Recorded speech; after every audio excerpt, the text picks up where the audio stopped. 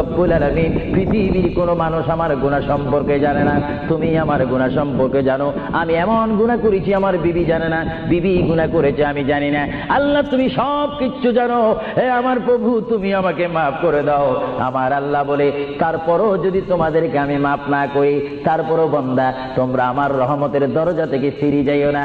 আমি তোমাদেরকে হুকুম দিচ্ছি, ওয়ালাউ আন্নাহুম ইয যালামু আনফুসাহুম জাউকা, বান্দারে যদি গুনাহ করে ফেলো আমার রহমত থেকে মুখ ফিরিয়ে তুমি চলে যাইও না।